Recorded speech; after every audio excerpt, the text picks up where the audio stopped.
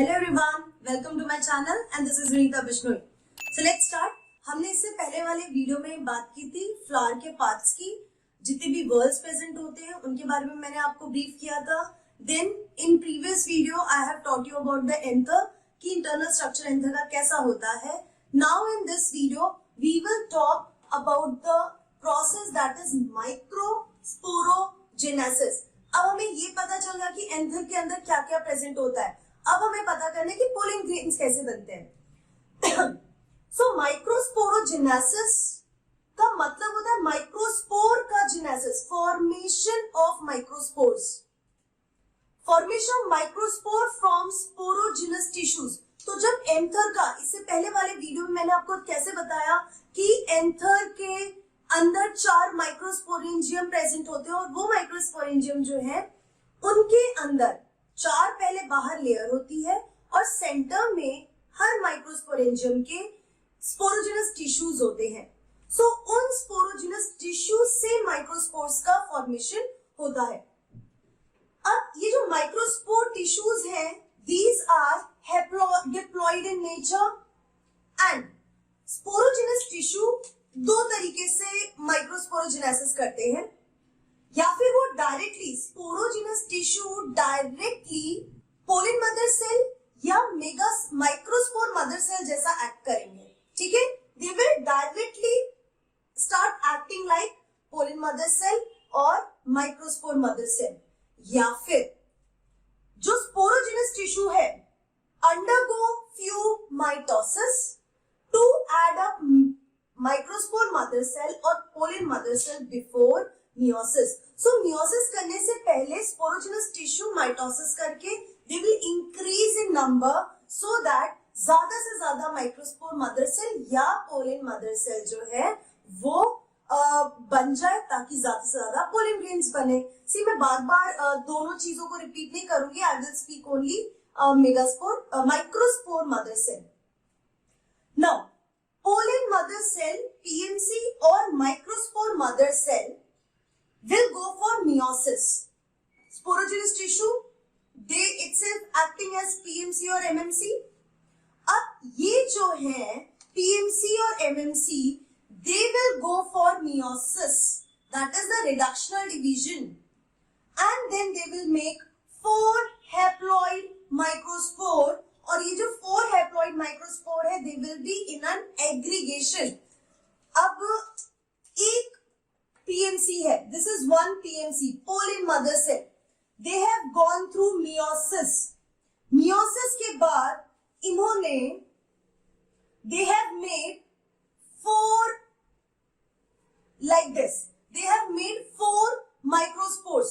अब ये जो 4 माइक्रोस्पोर्स है एक ही साथ एग्रीगेटेड फॉर्म में होंगे।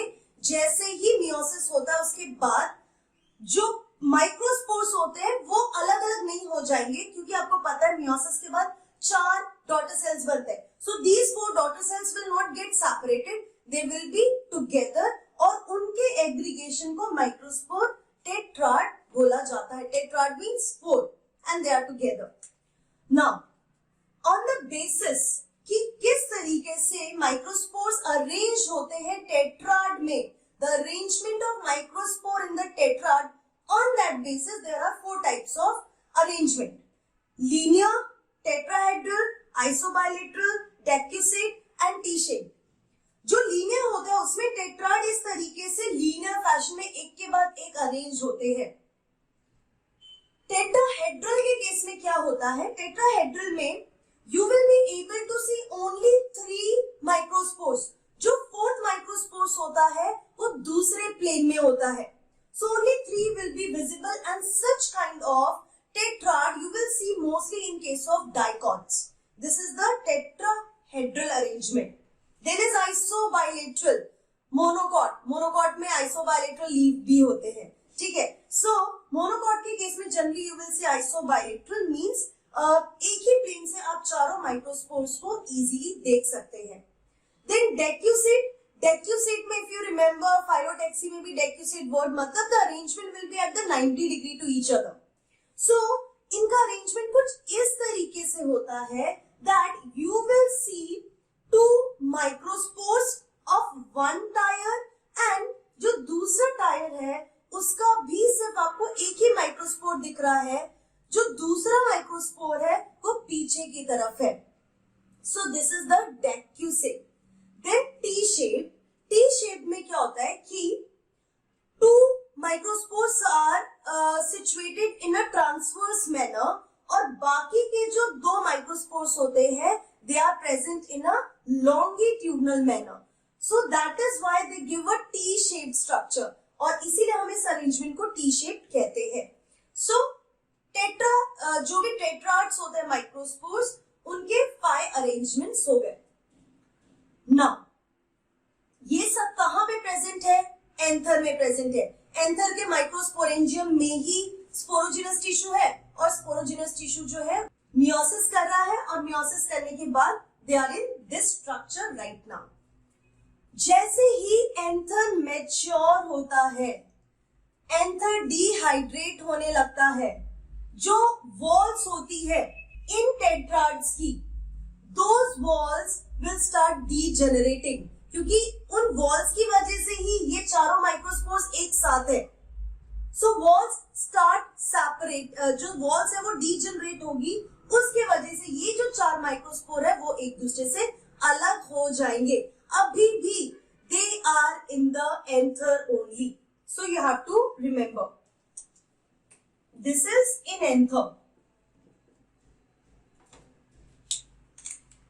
In some case, like Jatropha, 4 pollen grain remain attached, and अभी क्या होता है, कुछ कुछ के केस में इस तरीके से डीजेनरेट नहीं होंगे, ना ही वो माइक्रोस्पोर्स अलग होते, वो चारों टेट्राहेड्रल मींस टेट्राड कंडीशन में ही रहेंगे, वो एक साथ ही रहेंगे.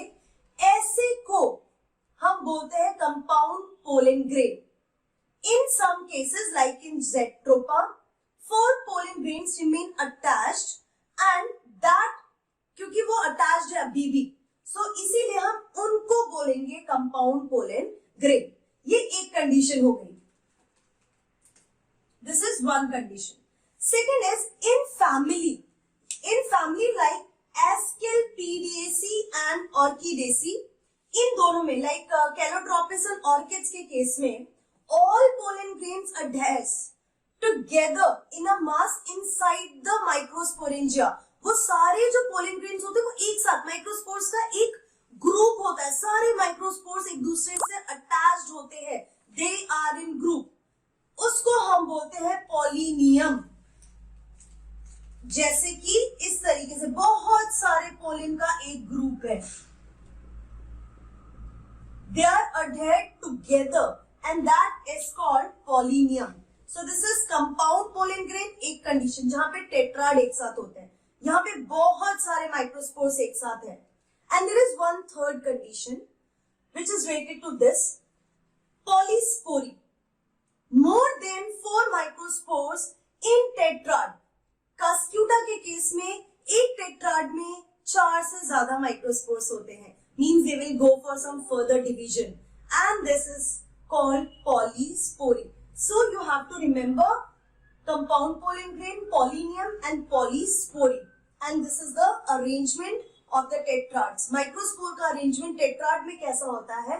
These are the 5 types. Now आप लोग इसका स्क्रीनशॉट लेंगे, उसके बाद मैं आप लोगों को समझाने वाली हूँ कि जो माइक्रोस्पोरेंजियम के अंदर ये माइक्रोस्पोर्स होते हैं, माइक्रोस्पोर्स में फिर आगे जाके क्या चेंजेस आते हैं, that we are going to discuss. मतलब कि डेवलपमेंट ऑफ माइक्रोस्पोर्स और डेवलपमेंट ऑफ पोलन ग्रेन. वापस मैं आपको क्लियर कर देती हूँ. एंथर के अंदर माइक्रोस्पोरेंजियम है, माइक्रोस्पोरेंजियम के अंदर होमोजिनस स्पोरोजिनस टिश्यूज हैं, जो कि पोलन मदर सेल या मेगा माइक्रोस्पोर मदर सेल जैसा एक्ट करते हैं, जो मियोसिस करके माइक्रोस्पोर टेट्राड्स बनाते हैं. एंथर मैच्योर हुआ, टेट्राड में से माइक्रोस्पोर्स अलग हो गए, और जैसे ही माइक्रोस्पोर्स थोड़े से मैच्योर होते हैं, we will call them as pollen grain. ठीक है, तो आप पोलन या उनको पोलन ग्रेन बोल सकते हैं. तो अब हम डिस्कस करने वाले हैं कि माइक्रोस्पोर्स यानी पोलन ग्रेन्स हैं, इनका स्ट्रक्चर क्या है और किस तरीके से डेवलप होने के बाद इनमें इंटरनल चेंजेस आते हैं. Let's talk about the structure of pollen grain now. Pollen grain की स्टडी को टेलिनोलॉजी बोलते हैं। जो पोलन ग्रेन्स होते हैं those are nothing but they are haploid microspores, represents the male gametophyte, मतलब पोलन ग्रेन ही मेल गेमीटोफाइट होते हैं जिसके अंदर मेल गेमीट्स प्रेजेंट होते हैं। They are generally spherical in shape, size जो होता है 25 to 50 माइक्रोमीटर्स होते हैं। एंड जो पोलन ग्रेन होता है it is having 2 layers।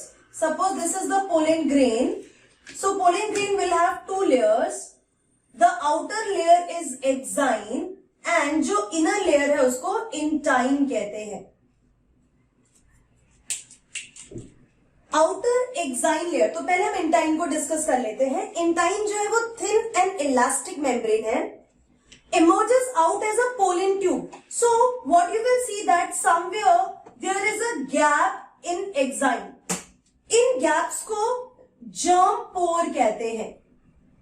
So germ पोर से ये जो इंटाइन होता है that only develops as a pollen tube. जब हम पोलन जर्मिनेशन की बात करते हैं, मतलब जब पोलन ट्यूब फॉर्मेशन होता है, when you will keep this pollen grain on stigma, this kind of structure will germinate. तो वो जो पोलन ट्यूब बनता है वो इंटाइन बनाता है। एंड द पोलन ट्यूब जो इंटाइन लेयर है वो सेल्यूलोज एंड पैक्टीन से बना है। So inner layer intine which is made up of cellulose and pectin and it emerges as a pollen tube from germ pore. Then अभी क्या है ना, अगर आपने जर्म पोर की बात की है तो मैं आपको बताऊं 11th में प्रैक्टिकल्स होते हैं, 11th में और 12th में भी कुछ ऐसे प्रैक्टिकल्स होते हैं। You have to take a slide, उस स्लाइड के ऊपर आप एक फ्लावर लेंगे और फ्लावर का जो पोलन है डस्ट करेंगे। आप जब फ्लावर को ऐसे शेक करोगे तो उसमें से yellow particles will come on these slide. तो ये जो येलो पार्टिकल्स है ये पोलन ग्रेन्स है। Now what you have to do, you have to put sugar solution on it. आप जब शुगर सॉल्यूशन डाल के इसको छोड़ दो थोड़ी देर के लिए, after that when you will observe that under microscope you will see that the pollen tubes are coming out from this pollen tubes, the pollen grain start germinating। तो ये आपको देखना होता है अंडर द माइक्रोस्कोप। ये 12th में शायद practicals है।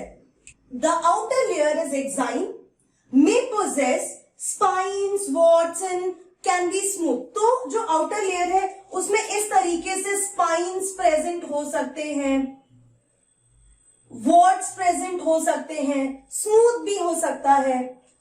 The outer layer is made up of sporopollenin, जैसे इंटाइन सेल्यूलोज एंड पैक्टिन से बना है, ये स्पोरोपोलिनिन से बना है। Sporopollenin is a most resistant organic material present on earth। ये किसी भी फिजिकल या केमिकल या बायोलॉजिकल वे से डाइजेस्ट नहीं हो सकता। कोई भी एसिड, कोई भी बेस किसी भी टेम्परेचर पे ये डीजनरेट नहीं होता। So it is the most resistant organic material। It is resistant to enzyme, acid, base, temperature, किसी का इस पे कोई असर नहीं होता। That is why pollen grains जो है वो बहुत लंबे टाइम तक प्रिजर्व रह सकते हैं and they can even act as a fossils। Sporopollenin सब में होता है but it is absent in Zostera plant। Zostera में sporopollenin exine में present नहीं होता। Then question arises is कि sporopollenin chemically क्या है? It is the derivative of polymer of carotenoids और long chain fatty acid। long chain fatty acid, carotenoids उनके derivatives का मिश्र है और chemically वो sporopollenin है। So this is about the sporopollenin। So आज हमने वीडियो में डिस्कस किया कि जो माइक्रोस्पोर मदर सेल्स या पोलन मदर सेल्स होते हैं वो किस तरीके से म्योसिस करके माइक्रोस्पोर टेट्राड बनाते हैं। माइक्रोस्पोर टेट्राड एक दूसरे से अलग हो जाते हैं जब एंथर मैच्योर होता है। उनके टेट्राड में माइक्रोस्पोर्स की अरेंजमेंट क्या है, देन माइक्रोस्पोर्स में कौन कौन सी लेयर्स होती है। So this is a few things related to the pollen grain. अभी हम नेक्स्ट वीडियो में ये डिस्कस करेंगे कि पोलन ग्रेन जब मैच्योर हो रहा है उसमें क्या क्या चेंजेस आ रहे हैं, मेल गेमीटोफाइट का क्या फंक्शन वो प्ले कर रहा है, गैमीट्स कैसे बना रहा है, that all thing we are going to discuss in the next video. So stay tuned. और जो नेक्स्ट वीडियो का वो इससे भी रिलेटेड होगा. So don't forget to remember about enzyme and exine. ये कंटिन्यूशन में है, अभी मैं इसके बारे में और बताने वाली हूँ नेक्स्ट वीडियो में. So please remember this. So till then keep learning, be safe and good bye.